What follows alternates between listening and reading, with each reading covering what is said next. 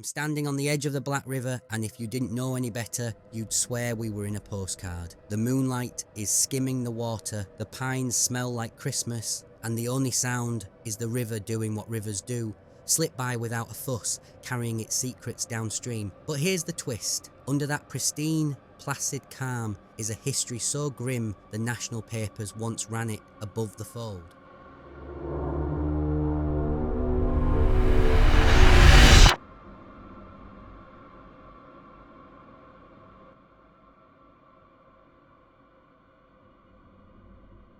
Between 1885 and 1900, this tiny, isolated lumber town stacked up more suicides, murders, and diphtheria deaths per capita than anywhere else in Wisconsin. Locals, in a moment of bleak poetry, called it the Wisconsin Death Trip, and they weren't being dramatic. So tonight, we're up here on the bluffs where the worst of it went down, asking the question that still hangs in the air like river fog. Did the horror ever truly end?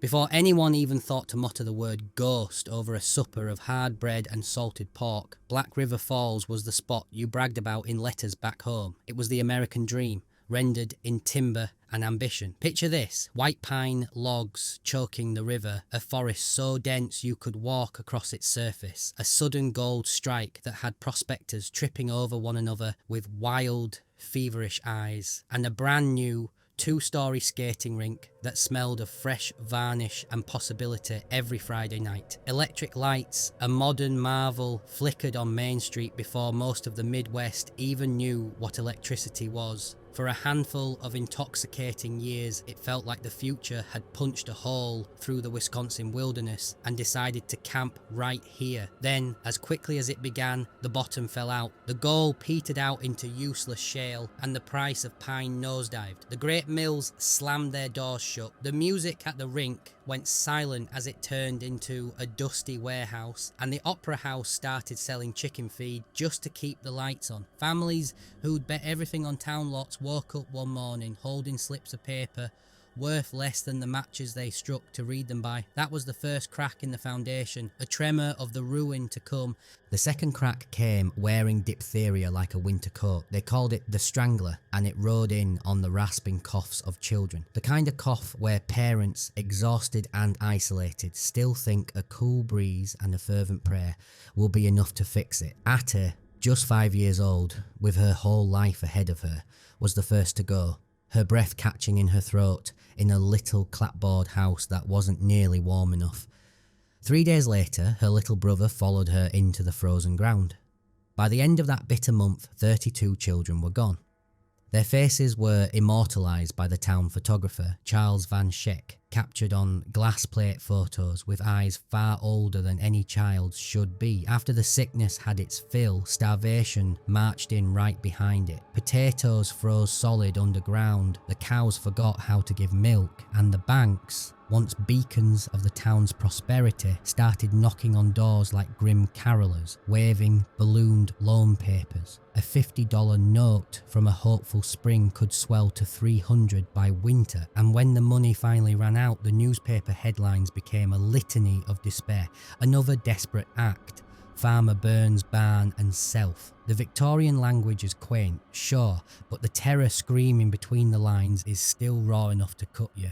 Mary Sweeney had been a school teacher until the diphtheria epidemic emptied her classroom. After that, something in her snapped. She began to drift through the streets after dark, a gaunt figure in a long black coat, a flat iron heavy in her pocket. She would walk until she found a window that caught the moonlight just so, and then she would smash it, finding some terrible satisfaction in the sound. They'd lock her up at dawn, and with nowhere else to put her, turn her loose by supper. Every night, she'd find another pane to shatter. She told the sheriff the glass screamed when it broke, that she could hear babies crying from inside it. In 1896, they shipped her to the Mendota Asylum. The official records say she died of melancholia, which is just old-time speak for a mind that walked off a cliff and never came back. George Wilson's story is shorter, but somehow louder. When the bank slipped the final foreclosure notice under his door, he didn't say a word. He hitched his 2 best horses to a heavy stump puller and began dragging it uphill to the bluffs.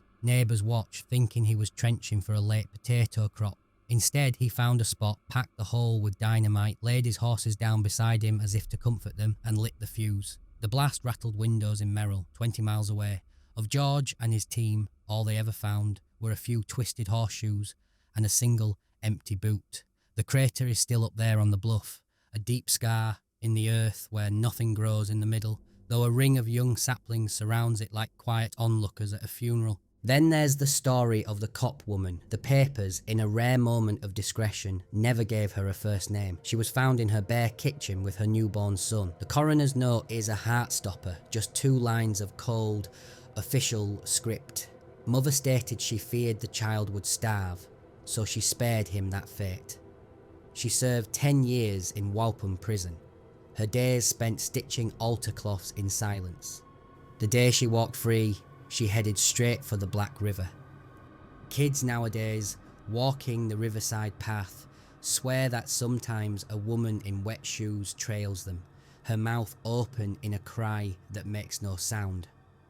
When you stack that much misery into just a few square miles, folklore shows up whether it's invited or not. It started as whispers. Grandmothers, huddled by the stove, spoke of the bluff hag, a tall, skeletal thing in rotting lace who'd trade you a favour for a secret you hadn't told another living soul. Loggers, coming off the camps, half mad from isolation and cheap whiskey, talked about strange lights that would slide uphill against the wind and voices that hollered their names from the dark mouths of sandstone caves. They swore on their mothers' graves that the diphtheria kids would gather to play Ring Around the Rosie at midnight, their laughter sharp enough to cut. Nobody wrote it down at first. These stories just swapped hands like germs, each teller adding a new, chilling wrinkle the last one missed. After a while, the stories took on a life of their own. Even the sheriff's horses, animals with no sense of history, began to balk at the trailhead after dark. Fast forward a century and Black River Falls looks like any other sleepy Midwestern town. The coffee is from a gas station and the bait shop opens at 5 AM, but the old stories don't take hints, they linger. The Van Schaik photography studio is a 1-chair barbershop now, and the owner, a man who doesn't believe in ghosts, swears the bell above his door jangles when no one has walked in. He keeps a meticulous log in a ledger. Tuesday 3:47 PM, Saturday 11:02 AM. The bell's clapper needs a solid push to ring. There's no string, no cross breeze, no prank playing kids in sight. Up on the bluffs, where lovers carve their initials into the trees, teenagers still dare each other to walk past the second great oak. They come back down chalk white and breathless, swearing they heard a woman's voice softly counting 1 potato, 2 potato, and saw footprints that stride right off the edge of the cliff and simply vanish into thin air. But the most stubborn story of all is that of the river bride. Show up just after a hard rain when the river is swollen and brown, and they say you might spot her. She stands knee-deep in the churning current, with tangled river weeds for a veil and a fistful of wilted cowslips. She always faces upstream, as if waiting for something. Locals who remember the story of the cop baby, whose burial blanket was said to be stitched with a pattern of cowslips, feel their stomachs drop every time they hear it. The newspaper archives, the asylum ledgers, the glass plate photographs of the dead, they all ratify an era when death kept the books and hope was a line item no one could afford. And here, on these same bluffs, in these same woods, people still feel the temperature plummet, hear bells ring themselves, and see footprints that stop cold in mid-air. Is it all just a form of collective memory, a town's trauma baked into the very sandstone, or are the victims of that terrible time still here, still waiting for someone to notice they never really left? The bluffs don't hand out neat answers, they just hold their breath and watch you walk by. So, now it's over to you. Have you ever hiked these trails and felt an inexplicable tug on your sleeve? Have you ever heard a voice that doesn't belong to any living throat? Drop your story in the comments below.